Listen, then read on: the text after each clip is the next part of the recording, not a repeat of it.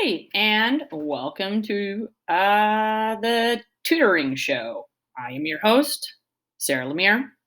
Today I'm going to be showing you how to set up an advising calendar. So here I am, I'm in my Google Calendar, and I'm going to go to Create. All right, so I want to set up an office hours. I want to set up a calendar that allows folks to reserve an appointment slot. So what I want to do right now is go ahead and title this reoccurring event. I'm going to call it Office Hours. And I have a couple different options here. I can set it up as an event, at office, or an appointment slot. So I am going to select appointment slot. You're going to see right now it defaulted it in for today from 12 to 1, and my slots duration are about 30 minutes. That works for me because my meetings oftentimes with folks go for 30 minutes, but I do have the option of changing the appointment slot times. That feature is there. The other thing I want to do though is with this advising calendar, I want to set this up to be a reoccurring event. So here's what I'm going to do. I'm going to go into more options. Here's my office hours. I have my slot duration, but my office hours are well beyond 12 to 1. Let's just say my office hours are 12 to 3 and with 30-minute durations, okay? I can set this up to repeat. So my office hours occur every Wednesday. So I'm going to set up these office hours to occur weekly on Wednesday from 12 to 3. Now I want to add a location. I have a Zoom room set up for this. So I went ahead and created my Zoom room and grabbed the link right here. I'm going to put it in the location. And you're going to see how that shows up once I get into my calendar appointment page, which is linked right here. In my appointment page, I can also add some information. I am using Zoom because I really like the waiting room feature. The waiting room feature allows me to finish one appointment before admitting the next person in. I think it's a lot more secure and personal this way. So I might write in a note something about like, hello, I will welcome you in from the waiting room shortly.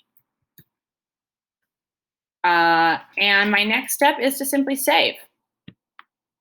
And what you're going to see is this office hours, this reoccurring appointment slot will be blocked off in my calendar. This is really helpful for me so that I don't accidentally double book myself. So let's take a look at what this looks like for folks who want to sign up.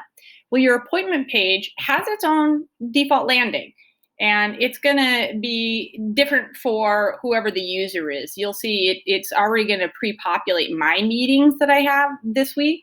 And your personal meetings won't show up when you go to the appointment page. The appointment page will simply show these office hours that you have set up. Now, if I am somebody who wants to set up an appointment with you, what I would simply do is click on the time that works for me and reserve that time to meet with you. It will default in their name right here. It will show them the time and the date for which they have reserved their appointment. You'll see the description that you inputted and a quick link to the waiting room. Once I have hit saved, that appointment is no longer available for anybody else to book, okay? You'll see it disappears from my office hour schedule. And what's nice, though, is that it now shows up in your calendar. And here I am. I'm back over in my Google Calendar for today. And hey, look at that. It looks like Sarah Lemire signed up at 2 o'clock for a meeting with me. And that way, if I'm the host of the meeting, I just simply need to click on that appointment and click on the link, and I'll be directed right into that Zoom meeting space. And it's as simple as that. It's a great way to be able to have appointments for folks to self-select and what appointment time works for them. It connects to your calendar so you don't miss any appointments. And it's secure and safe by using Zoom. That's all. If you have any questions, feel free to reach out to me.